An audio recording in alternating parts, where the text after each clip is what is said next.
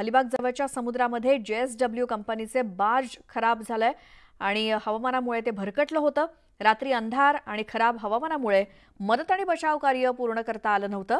सकाळी मात्र तटरक्षक दलाच्या हेलिकॉप्टरमार्फत खलाशांना बाहेर काढण्यात आलं। या बार्जवरती 14 खलाशी अडकले होते।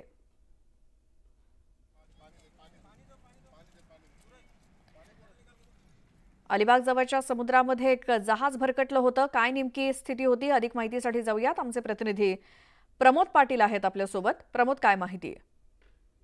आपण बघत असाल, काल प्रचंड मोठ्या प्रमाणामध्ये अशा प्रकारचा रायगड जिल्ह्यामध्ये पाऊस पडत होता, मुसळधार पाऊस होता। आणि ज्या पद्धतीने बघत असाल की समुद्राला अक्षरशः रौद्र रूप अशा प्रकारचं धारण केलं होतं आणि त्यामध्ये एक जहाज होतं एका कंपनीचं, ते भरकटलं होतं। खलाशांनी भरलेले 14 खलाशी त्या ठिकाणी होते। ते निघालं होतं कोकणाच्या दिशेने।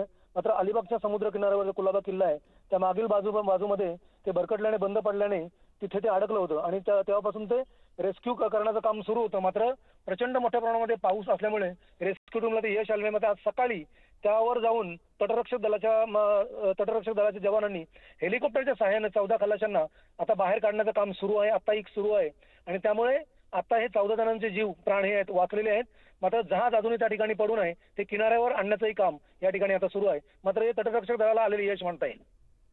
बिलकुल प्रमोद, धन्यवाद या माहितीसाठी।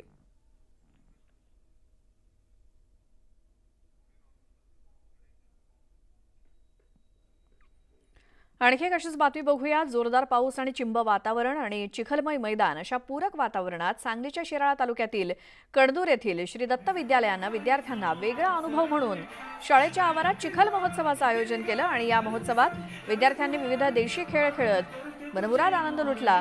गावाकडच्या जुन्या खेळांची ओळख व्हावी म्हणून शाळेमध्ये आगळ्यावेगळ्या पद्धतीनं चिखल महोत्सवाचं आयोजन करण्यात आलं आणि शाळेच्या या विस्तीर्ण मैदानात चिखलातच आट्यापाट्या, पाठशिवणी, लंगडी, रस्सीखेच इत्यादी खेळ खेळत विद्यार्थ्यांनी मनमुराद आनंद लुटला।